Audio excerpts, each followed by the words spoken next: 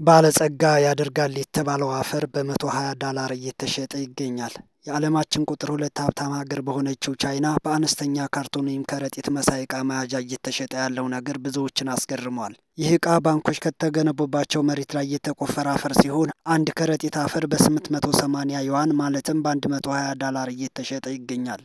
ሳውዝ ቻይና ሞርኒንግ ፖስት እንደዘገበው ከሆነ ይህ ከባንኮች ህንፃ ስር ይወጣል የተባለው አፈር ሰዎችን ባለጸጋ ያደርጋል የሚል እምነት አሳድሯል። በንግዳቸው እንዲሳካላቸው የፈለጉ ቻይናውያን ይህን አፈር እየሸመቱ እንደሆነም በዘገባው ላይ ተጠቅሷል። አፈሩ በበይነመረብ የንግድ አውታሮች አማካኝነት ለሽያጭ የቀረበ ሲሆን የአፈሩ ተፈላጊነት መጨመሩን ተከትሎ እስከ 1000 ዩዋን ደርሷል ተብሏል። ለሽያጭ የቀረበው የአፈር ከአራት የቻይና ግዙፍ ባንኮች ማለትም ከቻይና ግብርና ባንክ፣ ከኢንዱስትሪ ባንክ ኦፍ ቻይና፣ ከንግብ ባንክና ከቻይና ኮንስትራክሽን ባንክ ህንፃዎች ስር የተቆፈረ እንደሆነ ተገልጿል።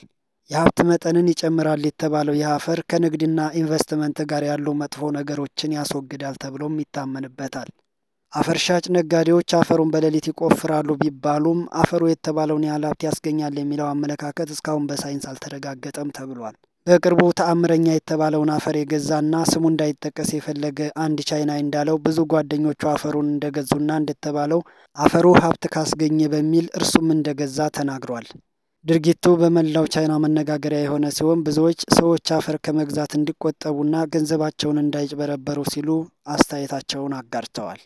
የተወደዳችሁና የተከበራችሁ የሀገሬ ልጆች የመዝገብ ሚዲያ ዩቲዩብ ቻናል ተከታታዮች ስለ ጽኑ አብሮነታችሁ ከልብ አመሰግናለሁ። በዛሬ መሰናዶዬ ባለጸጋ ያደርጋል ስለተባለው አፈርና ስለሚሸጥበት ዋጋ፣ ስለ ሻጮቹና ስለ ገዢዎቹ እንዲሁም ደግሞ ስለ አስተያየት ሰጪዎቹ በዋና መረጃዬ ውስጥ ዝርዝሮቹን አካትቼ አጋርቻችኋለሁ። ሌሎችንም አዝናኝ፣ አስተማሪ፣ ወቅታዊ የሀገር ውስጥና የባህር ማዶ መረጃዎችን አጋራችሁ ዘንድ አብሮነታችሁን በጽናት እንድታሳዩ በአክብሮት ጠይቃለሁ። በሌላ መሰናዶ እስከምንገናኝ ሰላም ሁኑ።